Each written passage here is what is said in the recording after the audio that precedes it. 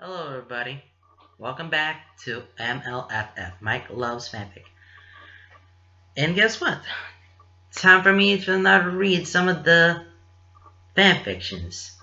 And this time what I have found is, if for those of you who don't know, with the name create a bunch of one-shots. There's one for year 1, there's fanfics for year 2, and there's fanfics for year 3. So I have to choose one shot per year 1, one for year 2, and one for year 3. And now I'm on to year 2, and the one I've chose is of Vegas Lights and Wedding Nights. It's a Klance road trip to Vegas. And I have not been to Vegas before, guys, those of you. And it's a modern AU, so we're into the now. And I'm gonna give you guys some of the I'm giving you guys the preview. Well, I'll give you this a summary of what is this story of it, and it's mainly focused on Klance. Sorry. Hope I got it right. All right.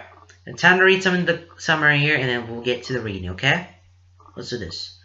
So, here's the summary. Pidge is invited out to Vegas for a poker tournament, and that event snowballs into a friend vacation. Land decides it's the perfect opportunity to propose to his boyfriend of 3 years. Instead of fly there, he convinces Keith to go on a road trip with him. Romantic road trip. Alone time. A proposal in the City of Lights. What could possibly go wrong? Who knew? What could possibly go wrong? Okay, now. I am so stoked to read this fic. So yeah, I can't wait to read this story. And it's called Of Vegas Lights and Wedding Nights. You know what I'm saying? Feels like Vegas done it. Yeah. In the skyline's crazy and it feels like Vegas done it. Yeah. And just so you know, there's a lot of craziness in here, so we're just gonna get right into it, okay? Okay. Let's get right into it. I had to take myself some time and start reading so that we can move on forward. Alright, let's do this.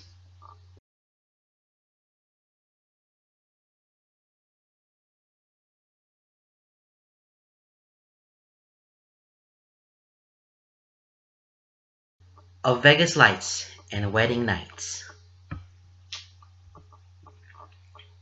It starts like this. Paige gets invited out to Vegas for a big poker tournament, and they all know that she's going to wipe the floor with everyone because people see her and think, hey, a little girl, and not, oh my god, it's a demon in disguise. She got a wicked poker face, a head for numbers, and an eye for stripping people down and pulling them apart like puzzles. So yeah, she'll do fine. But it starts with her invite. Then of course, Matt isn't about to let her go to Sin City by herself, so he tags along. But he also doesn't want to be there by himself while she's busy, so he convinces Shiro to come with them. Shiro, up to his chiseled chin in a murky dress filled with waters of wedding planning, is harder to convince. So Matt gets Adam on his side, and Adam jumps on the chance to escape the anxiety of the pressure building around their wedding, because everyone expects it to be perfect and all that jazz. So with Adam on board, and Matt convinces Shiro that some time away to relax will be good for them, Shiro capes. Then Matt has another problem. He's going to Vegas with his sister and an engaged couple, and while they're all his friends, he's not about to four-wheel like that. That's how it snowballs down to a big friend long weekend vacay. They're all pretty pumped, since adult lives are swamping and soul crushing. It's been a long ass since they've all managed to get together. And in the City of Lights, what a golden opportunity to relax, to hang out, to have an adventure, and remind themselves why life is worth living. Is that train of thought that gives Lance an idea, leads him to seeing this as a whole new type of golden opportunity. Cause see, he's been sitting on this thing for a while. And by this thing, he means this fancy-ass ring he spent a good chunk of change on. He's known for a while that he wants to propose to his boyfriend. His grumpy, mood, badass, funny, adorable, perfect boyfriend. Thing is, he hasn't come up with how just yet, because this is Keith. And like you said, Keith is perfect. So the whole setting has got to be perfect. So he has the ring. He has the boy. But he got no ideas. So the ring just been burning a hole in his methodical pocket, hidden away in his sock drawer. Then this whole friend vacation comes about, and Lance gets stuck on this idea. Can't let it go. It burrows in and digs its claws in deep, and all he can think about. He'll make an adventure out of it. A big, romantic, fun adventure. They'll spend time together. They'll spend time with their friends. They'll remove themselves temporarily from the mundane aspects of their daily lives.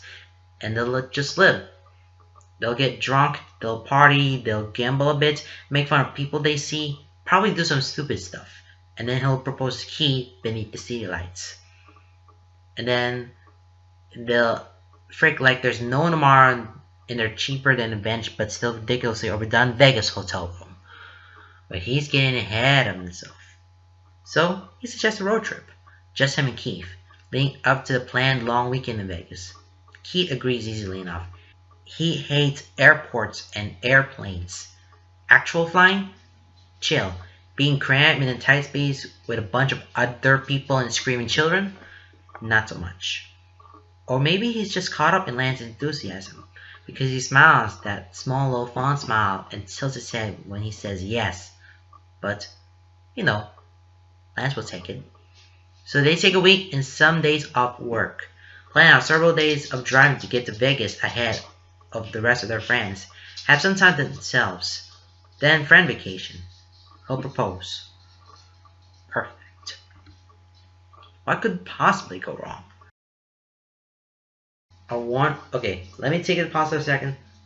But, I think this is gonna be a good plan, because everyone's flying, but Key and Lance has an idea to just take a road trip. And that would be a good plan for, proposing a marriage or something like that. Good idea. Huh. Well, what could possibly go wrong here? I don't know. Alright, let's move on. Well, first of all, he forgets his wallet. So there's that. And he doesn't realize it until they're 4 hours from home and pull up at a gas station. No driver's license, no credit card, no cash. Thankfully, Keith has his, because Keith wasn't a nervous wreck while packing with a mind going a million miles an hour in about 12 different directions. So Keith pays for the gas, giving him a flat look and a desperate sigh, but a comforting squeeze of his hand as Lance slips past him. Keith also has to drive now, which isn't a huge deal. Lance could drive, but with his luck, he get pulled over now that he knows he doesn't have his license. So Keith drives his old but durable blue Honda. He complains the whole time about how the driver's seat doesn't adjust well, and the AC occasionally flickers out for a minute or two, and how it takes an extra few minutes to speed up. But you know what? They weren't about to drive to Vegas on Keith's bike, so he can suck it. They were planning on trading riding ships anyway, but now it's just Keith's show. Keith driving, one arm propped up on the door, one hand on the wheel, eyes lazily zoning out the windshield, hair falling just right at his shoulders, looking like a whole damn snack, which is stupid because he's just driving.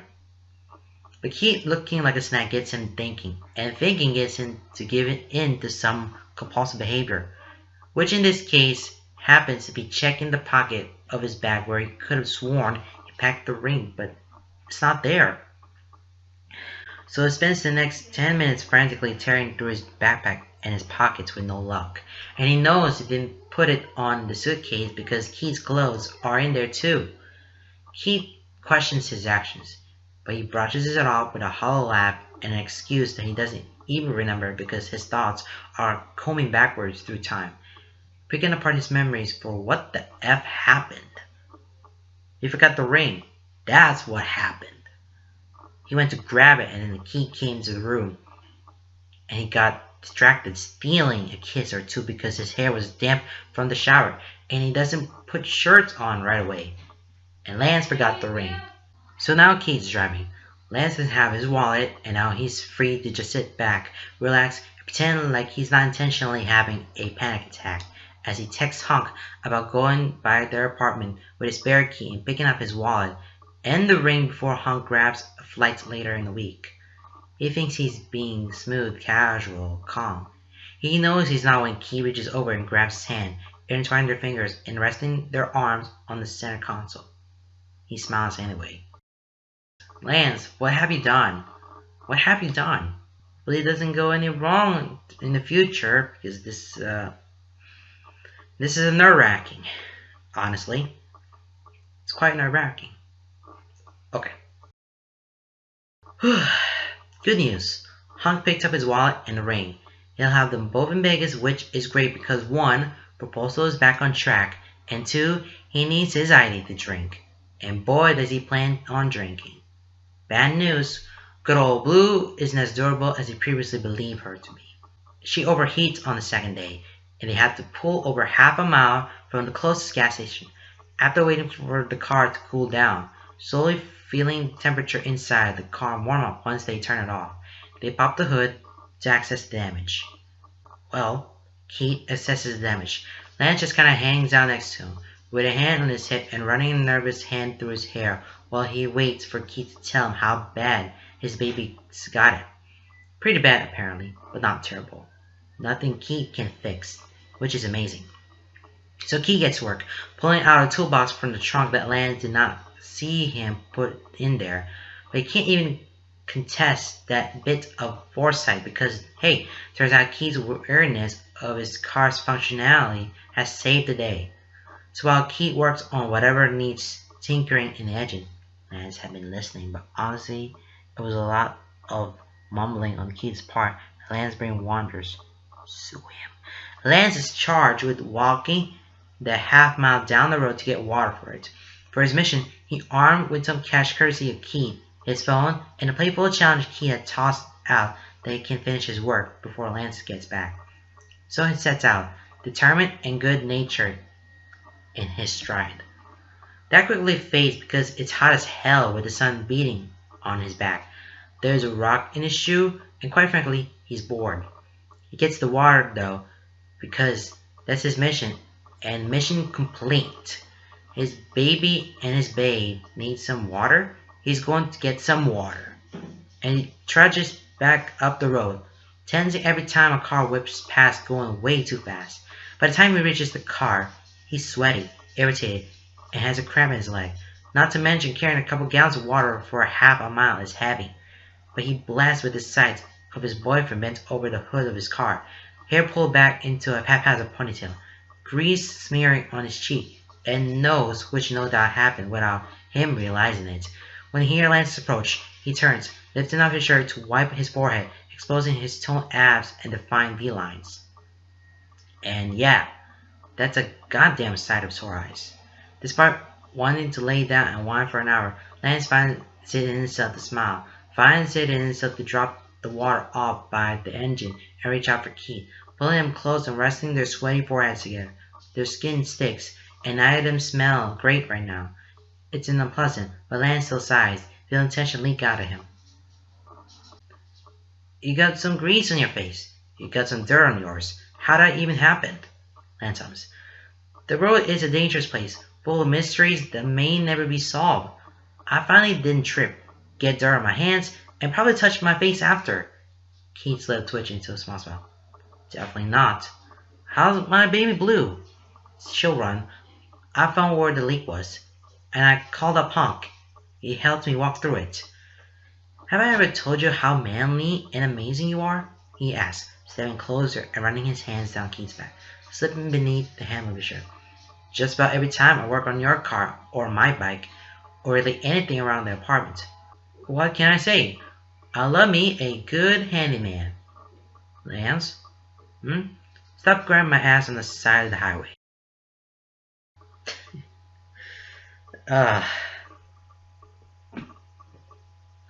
That's classic Lance there, people. Classic Lance. They had to stop a couple more times to tweak things in the engine. and they intended to make the time a loss. They drove long into the night, which, they wouldn't have been so bad if it weren't for the fact they found themselves caught up in a freak thunderstorm. Keith, Lance says, reproachful and calm because the last thing he needs is to stress out Keith even more. Maybe we should stop. He watches the play of lightning lights across Keith's sharp features, jaw clenched, eyes hard, and fingers wrapped tight around the wheel. There's nowhere to stop.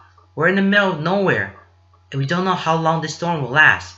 I just looked up the weather on my phone, and this cell is huge, man. It's not just gonna blow over, and the next anything isn't for another 20 miles. The steering wheel creaks and Keith grips at it. We can make it 20 miles. Dude! He reaches out, laying a hand on Keith's arm. He flinches, probably too wrapped up in the zone to realize Lance is reaching out for him. But then he relaxes. If only minutely. We should stop. He doesn't say it like a question. Just calm, factual slice of wisdom. And he thinks he hides his worry and marries pretty well, which is a bonus. Lance. He exhales heavily through his nose. There is a bite to his words and a sharpness to his voice, but Lance knows him well enough to know that it has nothing to do with him and everything to do with the storm. There's nowhere to stop. The side of the road. What? Seriously, hear me out. We are not stopping on the side of the road. I can make it 20 more miles. Keith. This time, it's Lance's turn to sigh. It's 2 in the morning. We're both exhausted, but mostly you are exhausted. Those aren't great driving conditions on a good day, let alone when it's dark as hell and the rain is coming down so hard we can barely see out the windshield between the swipes of the windshield wipers. We can barely see the lines on the road. I can feel the water beneath the tires and the skidding that happens when we hit puddles. We're going 30 miles an hour and it's going to take forever for us to reach the next real stop. Who knows what can happen in that time? Just, he squeezes Keith's arm, a gentle plea slipping into his voice. Pull over? Keith sighs, frustrated and tense. His eyes narrow. He strains a little in his seat, but then he pulls over, slow and easy, getting them far enough off the road but without getting them stuck in a ditch. He throws it into park and then hops, tilting his head back against the headrest as he stares out the windshield. Now what? Will we out the storm? Lance already unbuckling his seatbelt. Actually, I was thinking we'd just sleep here. He tilts his head, rolling along the headrest as he turns to look at him, brows furrowed and pretty pouty lips pursed. What? Lance grins, getting up and squirming his way into the back. Once there, he tosses their suitcase into the now vacated passenger seat. Might as well. We slept under worse conditions, and it's definitely not the first time we had to spontaneously sleep in the car. We don't know how long this storm will last, so might as well sleep it off. He grabs the pillow he had packed specifically to catch some Z's during the road trip and props it against one of the car doors, lounging back against it and stretching out as best he can. It's not much. His knees are bent and splayed out in awkward positions, but he can't make it work. It's like sleeping on that tiny-ass sofa in Pitch's apartment. He gets settled, unfolding the blanket he packed with his pillow. Not the biggest blanket, but it should be fine with Keith's body heat. Speaking of, he glances over. Keith's still in the front seat, twisted around to watch him, brows furrowed, lips pouty. He looks torn, conflicted, with a splash of longing. Lance listens out, picking up the edge of the blanket and spreading his arms wide. You coming? Keith's smile is small and gradual, casting shadows across his cheeks and dancing in his eyes when the lightning flashes. He turns the car up and crawls into the back seat with Lance. It takes a lot of readjusting. They elbow each other on the side and knee each other in the leg, groaning and complaining as they push and pull at each other. Finally, they manage to settle into something remotely acceptable. Lance lodges on his back, knees bent, half propped up against the door. He crawls out of his side, back to the back seat, knees pulled up and laid straight over Lance's thighs to hang out the edge. Head on Lance's shoulder and arms wrapped around his middle. It's definitely not the most comfortable place to sleep, nor is it the most restful. But as they fall asleep to the sound of pouring rain and the deep rumble of thunder, Lance focuses on Keith's steady breathing, the rise and fall of his chest, and knows there's no place he'd rather be. We got a lot of things to explain about, and this is Storms are coming and they're on the driving. I don't know why. Why does he keep making it into 20 miles? Can he do that? I don't know what happens. It just made themselves a storm and it's suffer. Road trip is a fun thing. It's a very fun ride, but it gets bored and nothing is good. Nothing's ever good during road trips. Nothing's good. Hey, Lance? Hmm? He doesn't lift his head from where bird face down into the bed. The sheets smell like cheap laundry detergent, and that strange clinical dust smell that seems to cling to hotel rooms. But he doesn't care. He's sprawled out, face down, and refuses to move. Where did you put the suitcase? It's in the back seat, he says, voice muffled. There's a long pause. You didn't bring it inside? No. They hadn't exactly gotten a lot of restful sleep last night. As strangely cozy as it was to spontaneously cuddle in the backseat during a storm in the middle of the night, it isn't too much for their REM cycle. So today has been pretty exhausting. They called it quits early, found a hotel, checked in, and crashed. Nap first, shower, and food later. They had grabbed their backpacks, but left their suitcase in the car for the moment. The only thing on his mind has been collapsing on the subpar bed, flopping his limbs over his boyfriend like an errant koala, and getting some much needed power nap. Which is exactly what they had done. Lance, the suitcase is in the back seat. It takes for a moment for that to sink in. And when it does, the whole no moving thing is cancelled. He props himself up on his elbows, lifting his head and turning to stare at Keith over his shoulder. He stands in the doorway, car keys in his hand, twitching in that small, subtle way he does when he's restless and nervous. Lance's eyes narrow. Sorry, but I could have sworn you just said the suitcase isn't in the back seat. Keith crosses his arms over his chest, hip cocking out to the side as he frowns. I did. It's not in the front seat either. Or the trunk. Are you sure you didn't bring it up to the room before we passed out? Lance sits up then, swinging his legs over the edge of the bed. I'm sure. He runs his fingers through his hair. Frick. Okay, let's go take a second look. Your car isn't that big, and the suitcase isn't exactly small. I would have seen it. Keith, I know. He stands, walking across the room to put his hands on Keith's shoulders. He meets his gaze steadily, though he can feel his brows furrowing and his lips pursing in a way that gives his anxiety away clear as day. I know, okay?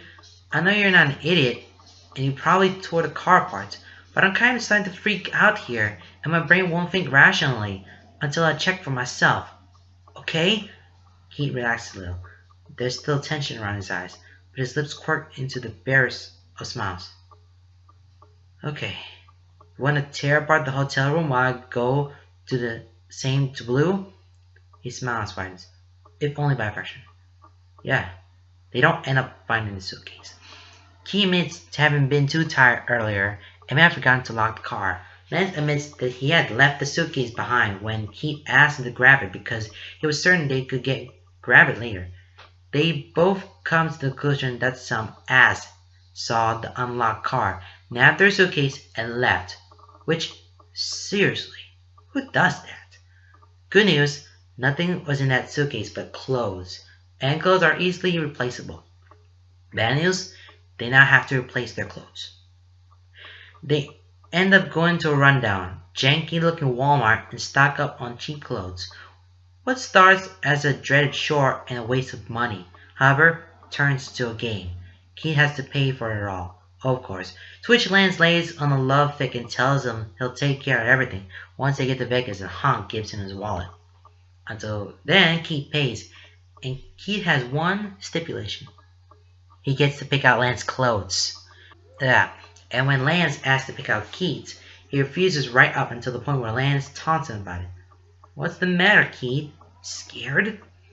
So they pick out several days' worth of clothes for each other, running around the clothes for the worst combination and most gimmicky stuff, holding it up and laughing at the other's reaction. They end up at the register with a cart full of most heinous, mismatched, colorful fashion disaster Lance has ever seen. They're both going to look terrible, and Lance loves it. And judging from the grin on Keith's face, he thinks it's hilarious too. So yeah, they lost all their clothes, some so stole their suitcase. Lance is going to look hot as hell in Vegas, nor is he going to look sharp and romantic when he proposes to his boyfriend. They're going to look a couple of colorblind tourists who walk straight out of the 90s. Still, as they walk out the store and Keith shoves a camel snapback on his head with a bright orange bill, laughing until his eyes crinkle and the setting sun makes his smile glow. Yeah, Lance doesn't think this turn of events is so bad. If only I knew, if only I knew this could be so bad and there's someone stolen clothes, now they're buying new clothes. I mean, they're replaceable. They have to find some cheap ones. Good thinking, good thinking. Lance didn't dare think that the worst that could happen was getting their stuff stolen, having to spend the Vegas vacay in cheap-ass tours looking outfits that hurt the eye the longer they were stared at. But that doesn't stop it from actually getting worse. He knows Keith. He knows Keith real well. They've been friends since their freshman year of college, damn near best friends since their second year of college, and boyfriends for the past 3 years. He knows Keith better than he knows himself, and it came gradually, just from years and years of watching him. He's found that while Keith isn't as open and over the top with his expressions, they're definitely there. His loves are just shorter and less broad than most people. Once Lance learned how to recognize Keith's levels of expression, it was easy to see how expressive he really is. As it turns out, Keith is terrible at hiding his thoughts. What Lance first thought was a perpetual case of resting bit face turns out to be the worst poker face known to man. Keith's expression and body language is like learning a second language. At first, it makes no sense, but once you learn it, it's easy. So while most people might think that nothing is wrong, that Keith is driving, eyes narrow and lips pursed, fingers restless on the wheel, shifting in his seat, throat bobbing as he swallows thickly, is just the average restlessness of a long drive. Lance knows better, and he knows it's something worse than just being bored or needing to pee. "You okay?" he asked, turning in his seat, brows pulled together as he looks Keith over. There's a sickly paleness about him that's hard to spot, but clear as day when he stares at that pretty face as often as he has. "No," short and clipped, but wavering in his honesty. "What's wrong?" "Don't know, but my stomach hurts." "Bad?" "Real bad." Gotta take number two?" That at least gets a smile out of him. A wry smile, small and barely there.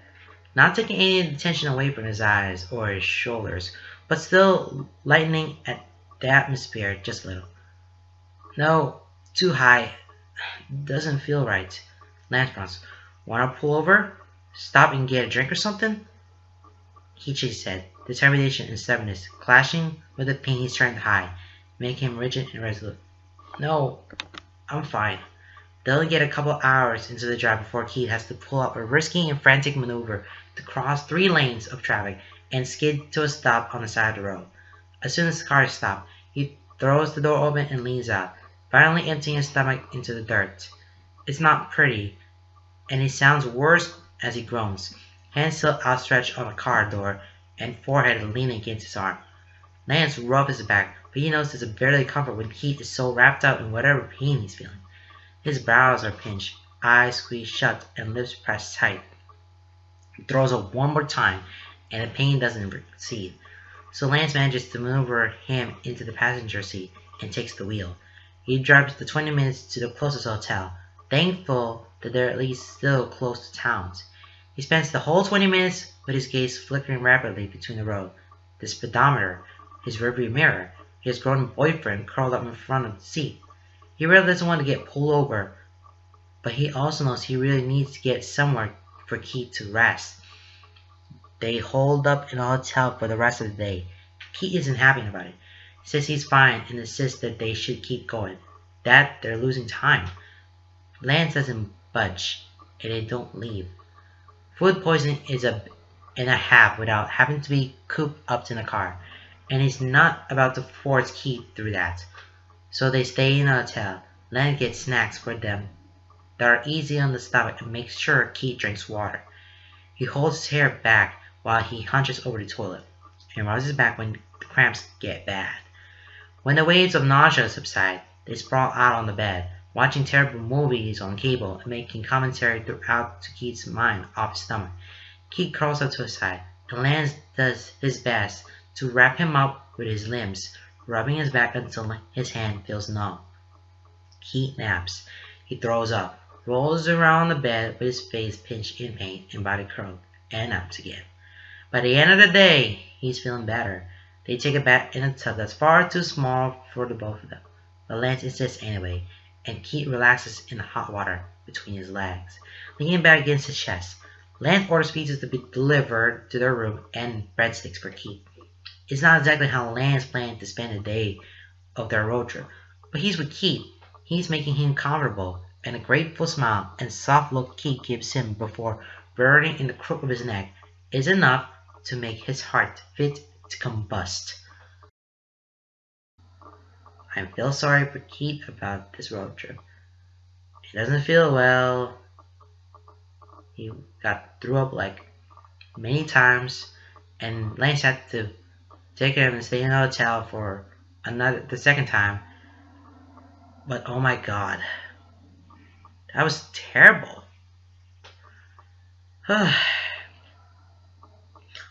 Hope they're doing well. I'm pretty sure. I hope they're doing well. Turns out going to Vegas in the summer is a terrible idea. And he has a lot of words to say about that. But he can't think of any of those words right now because currently all of his brain space is swamped with misery.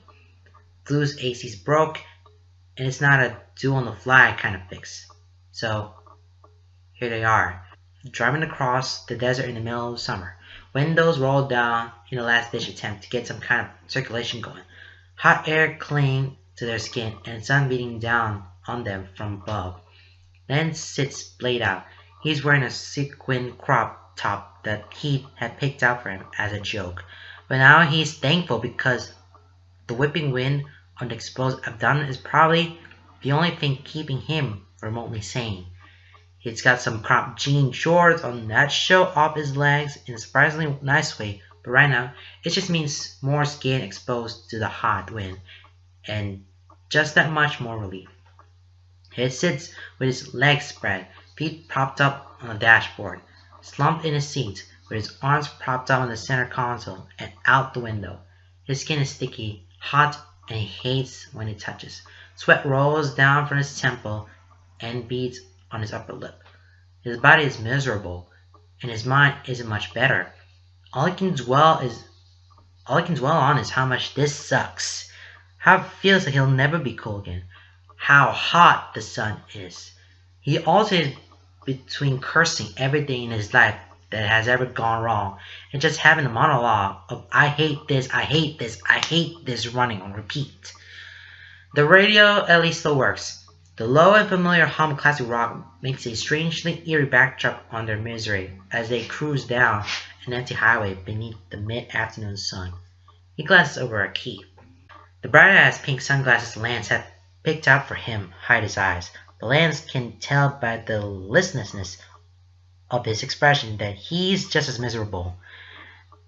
Just as lost in the mind zone of I hate this, me, everything. I hate this.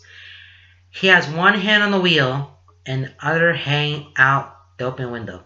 His Hawaiian shirt is unbuttoned and hanging open, clashing terribly in the neon yellow gym shorts Lance had grabbed for him.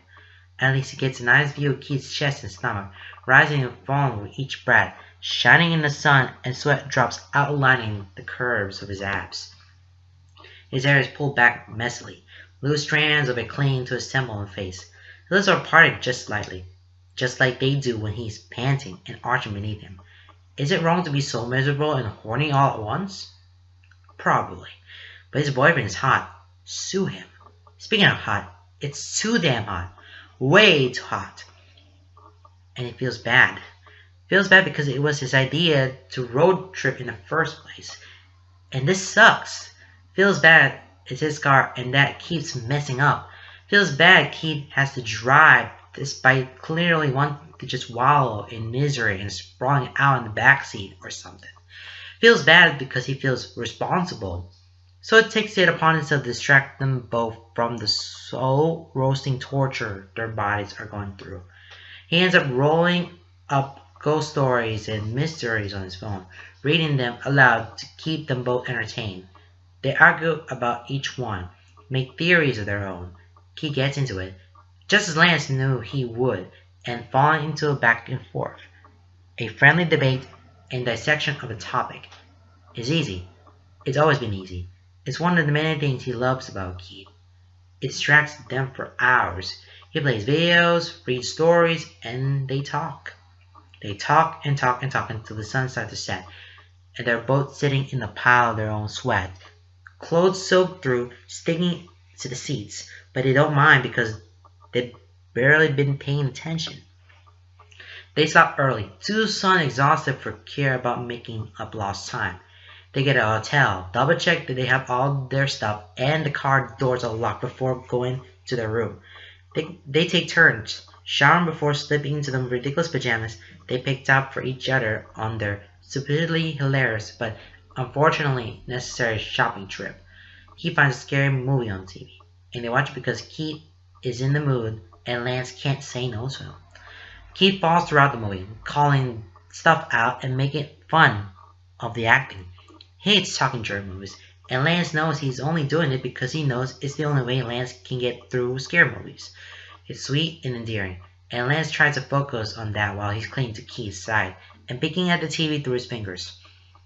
And when they go to sleep that night, Lance feels twitchy and paranoid.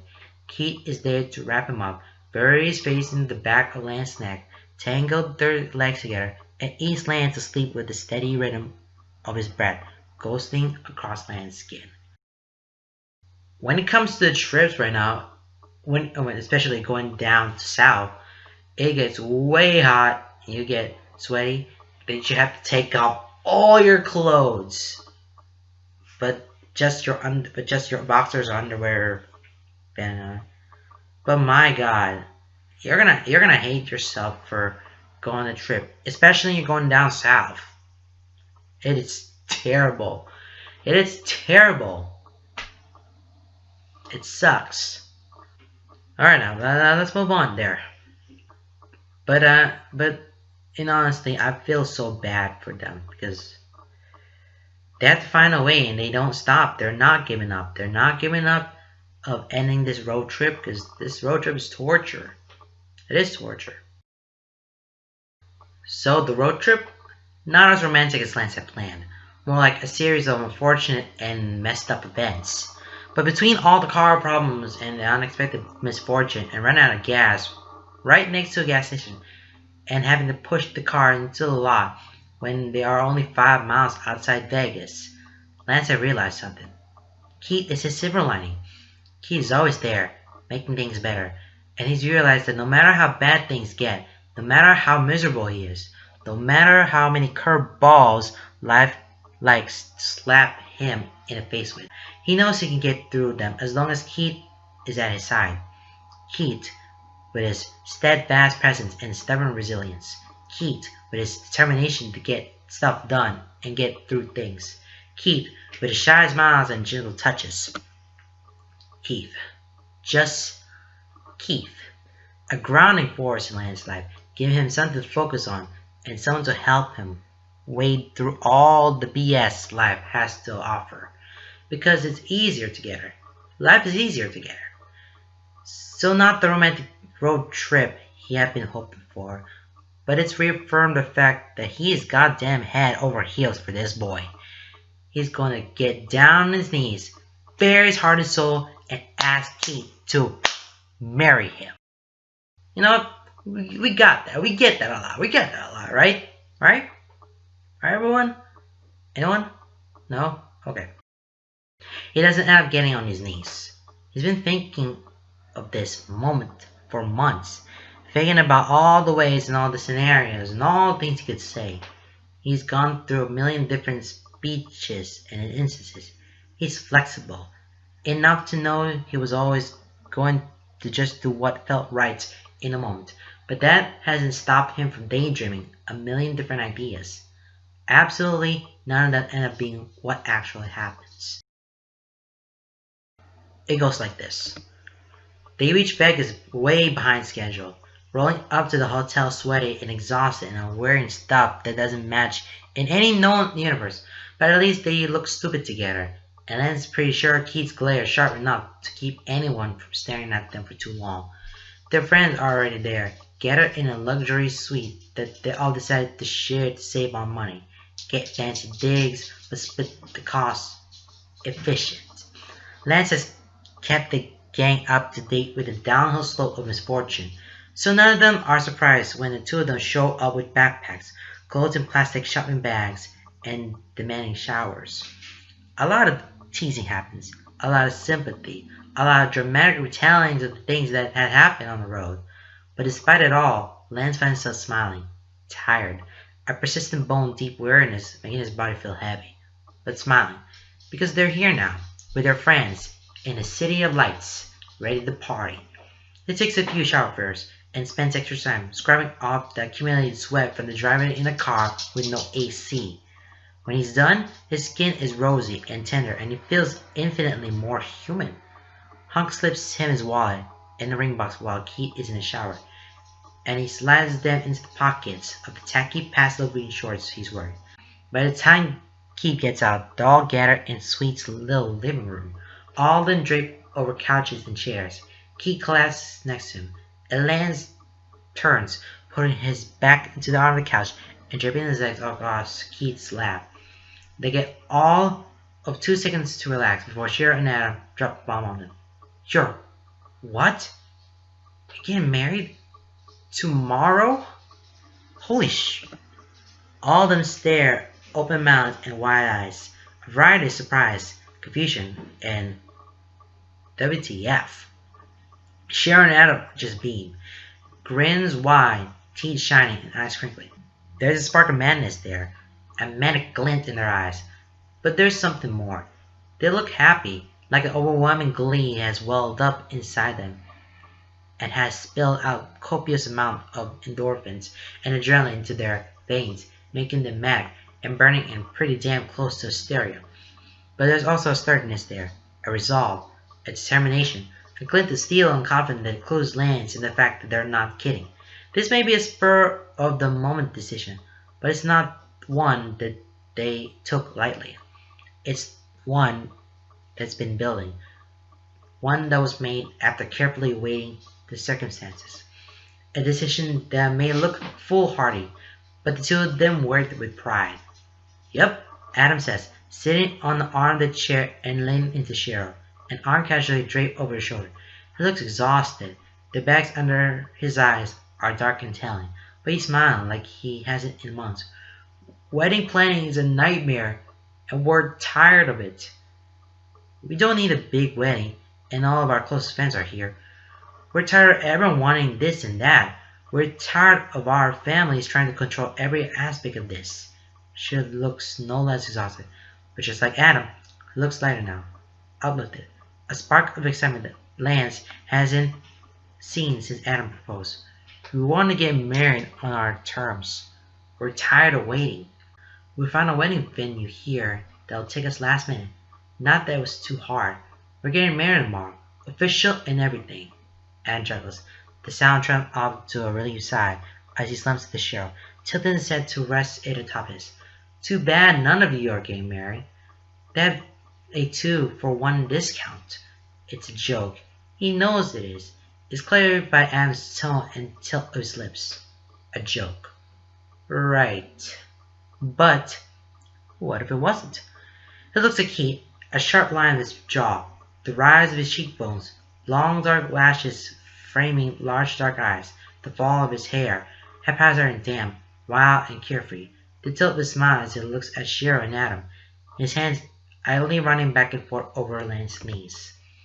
He always dreamed of a big wedding, one on Havana Beach, surrounded by his friends and family and loved ones, with the salt wind on his skin and playing with his hair, sunset glow lighting up the love of his life, casting Keith into the warm hues and igniting the fire in his eyes.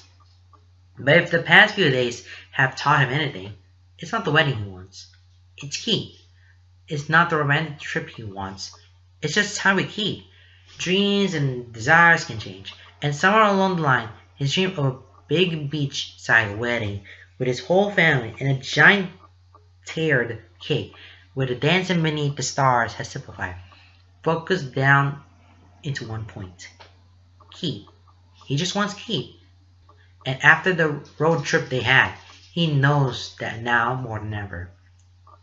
Hey, he says, shifting his leg to nudge Keith with his knee. Keith looks at him, smile fades slightly as one brow quirks curiously. Lance grins, feeling his own spark of madness, feeling the rush of it in his veins, the fire of it in his chest. Wanna get married? Keith laughs, but the longer he stares at Lance, his laugh fades. His smile fades. His purrs and brows pinch, even as surprise makes his eyes widen. Because Keith has gotten just as good at reading Lance. Wait, you're serious? He sounds breathless. That's a good sign. Not opposed to the idea, but confused and surprised and hopeful? Yeah, he's gonna go with hopeful. It gives him the courage to reach into his pocket and pull out the tiny black box. He holds it up, gingerly perched between his fingers. He has the immense satisfaction of watching the chaos storm over Keith's expression, and watching his eyes widen in surprise before realization comes crashing through. Lance watches the shock, realization, awe, doubt, and hopefulness flicker across his eyes, watches his brows rise and furrow and pinch, watches his lips try to form words, fail and alternate between a frown and a smile. He looks like he doesn't want to believe it. Like it might be surreal and dream and compared to the week they've had, but also looks like he wants to believe it. Lance's grin softened to something smaller, something more private. His voice lowered as he holds out the box, gesturing for Keith to take it. He does, and Lance doesn't miss the way he pauses when their fingers touch. To be honest, I was gonna go all out with this. It was going to be super romantic and stuff, and I didn't actually intend for us to get married right now. But Keith glances up at him, meeting his eyes shyly through his lashes. It's the same awe-filled look he had given Lance when he had first asked him out, one of awe and disbelief and hope. I don't care about all that anymore. I just want you, Keith. You make everything in my life better, even in the super crappy moments. His lips quirk, crinkling at the corner of his eyes. Our first date was sporadic and the last minute, and we yelled our way through that when neither of us knew what we were doing. Which seems crazy and reckless, but we came out fine. What'd you say we do the same with our wedding? Keith looks at the box in his hands, opens it to gaze at the smooth charcoal ring with a small ruby inset. Lance watches with still breath, heart hammering in his chest, and fingers feeling numb. He watches as all the chaos focuses down, as the decision is made, as a small, wicked smirk curls Keith's lips, as he looks up and catches Lance's eye, a sparkle of wildness in his gaze, carefree abandon, the rush of fresh air and adrenaline of quick decisions, but also steely resolve, the absolute confidence, determination that roots itself in knowing oneself and complete understanding. Your family's going to be so pissed. Lance laughed. It sounds like a yeah, but we'll throw a party later, and they'll be fine. So, he takes Keith's hand, runs his thumb over his knuckles, meets his gaze, and feels almost shy as he whispers. Keith Kagani, will you marry me? Keith leans over, pressing their foreheads together, noses brushing and lips only a breath apart. Yes. Oh my god, this is so exciting! Oh boy! Klance fans, come over here. Klance and Keith are officially married now. Well, they're engaged, people. They're engaged. See what I mean? It takes a little tough time right now, and after reading through all that, have a happy ending. Just forget about the final season of Voltron. Forget all that. You have the story. You have the story. Okay, and it's like this. Shiro and Am actually look good, dressed in matching but opposing suits that they brought with them, which is far too fancy for Casino and looks far too coordinated to be a coincidence, making Lance wonder if this was part of their master plan all along. Key and Lance don't have anything besides janky ass clothes from Walmart, but the venue has plenty of outfits and costumes to choose from. They decide to roll with it. So that's how Lance ends up walking down the aisle of an over-the-top and brightly decorated, but still small, wedding venue, dressed as Elvis, and Keith on his arm dressed like a rock star straight out of the 80s. Gotta love Vegas. They laugh, they're happy. Pidge takes pictures while Hunk cries. He slides the ring onto Keith's finger, and Keith slides a plastic one they found in a vending machine into his. A temporary replacement, but one he's going to rock anyway. When they kiss, it feels new. It feels familiar.